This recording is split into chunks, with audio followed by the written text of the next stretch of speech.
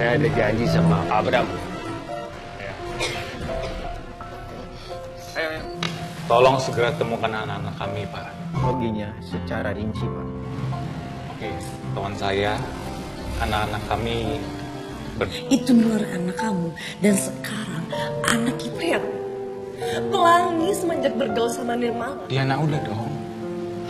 Kondisi lagi kayak maaf ya, Pak. Jadi setelah itu Berikan sama penculik tersebut. Mudah-mudahan anak-anak itu masih dalam. Tenang aja, kita udah buru-buru nih kesini nih.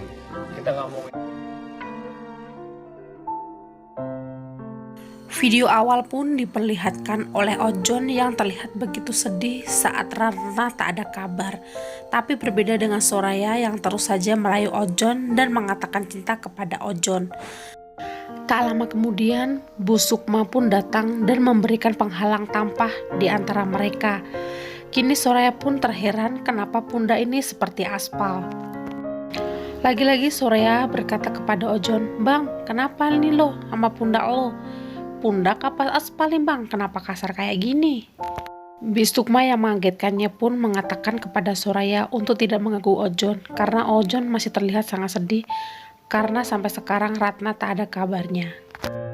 Dan setelah itu Bisukma pun menyuruh Ojon untuk pergi pulang dengan membawa anaknya karena kasihan dengan anaknya yang dari tadi sudah tidak bisa menahan rasa kantuknya.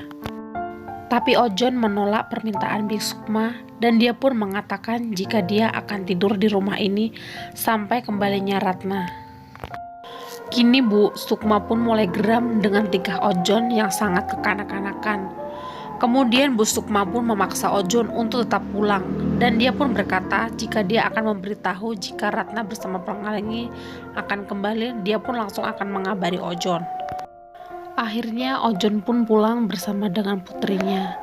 Tak lama kemudian, Soraya pun ingin mengikuti mereka. Tapi untungnya Bu Sukma langsung mencegahnya karena beranggapan jika mereka bukanlah murim, jadi tidak bisa untuk tinggal dalam satu atap. Sementara di sisi lain, Anas bersama dengan Ratna pun sudah ketemu dengan Alia bersama Dinda. Tanpa pikir panjang pun, Dinda pun langsung menampar wajah Ratna dan langsung mengatakan jika Ratna tidak becus untuk mengurus anak.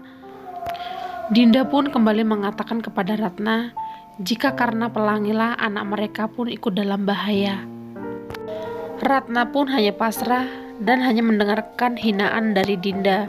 Dia pun meminta maaf kepada Dinda jika memang dialah yang salah dengan apa yang diperbuat oleh pelangi.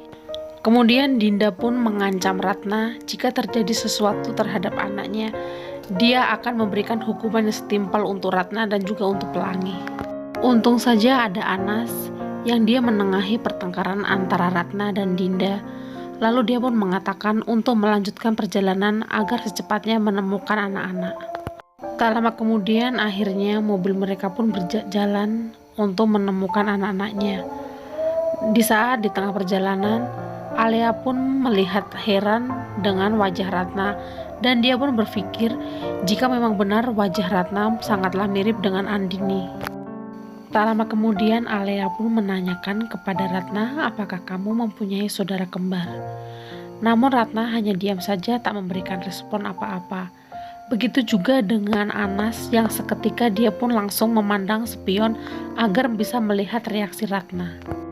Tapi tidak dengan Dinda yang begitu tak menyukai jika Alia langsung saja menginterogasi Ratna karena dia sudah tahu bahwa Ratna memanglah mempunyai saudara kembar yaitu bernama Anggini.